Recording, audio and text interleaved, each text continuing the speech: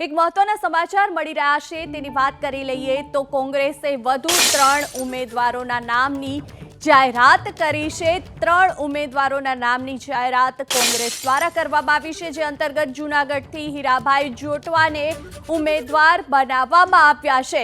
છેલ્લા ઘણા સમયથી ચર્ચા ચાલતી હતી કોને ટિકિટ મળશે, અને હવે સુરેન્દ્રનગરથી ઋત્વિજ મકવાણાને ટિકિટ આપવામાં આવી છે। ભૂતપૂર્વ ધારાસભ્ય છે વડોદરાથી જશપાલસિંહ પઢિયારને ટિકિટ આપી છે। તો વડોદરા, જૂનાગઢ અને સુરેન્દ્રનગર આમ 3 બેઠક માટે કોંગ્રેસે પોતાના ઉમેદવાર જાહેર કર્યા છે। છેલ્લા ઘણા દિવસથી ચર્ચાઓ ચાલતી હતી, અનેક નામોની અટકળો પણ લગાવવામાં આવતી હતી ને તેની વચ્ચે હવે 3 ઉમેદવારોના નામની જાહેરાત કરવામાં આવી છે। વધુ માહિતી માટે સંવાદદાતા હિરેન ફોનલાઈન પર જોડાયા છે। હિરેન, 3 ઉમેદવારોની જાહેરાત કયા સમીકરણને આધારે પસંદગી કરવામાં આવી હોય એવું લાગે છે?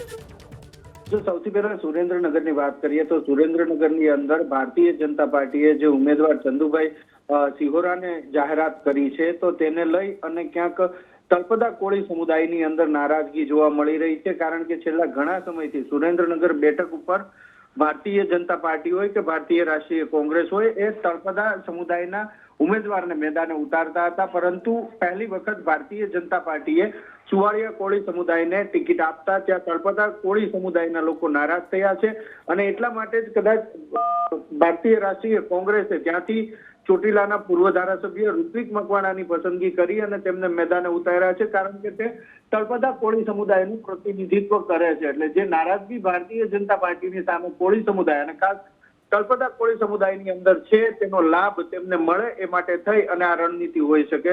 જૂનાગઢની વાત કરીએ તો જૂનાગઢ એવો જિલ્લો છે કે જ્યાં જૂનાગઢ લોકસભાની આભાર હિરેન સમગ્ર જાણકારી માટે।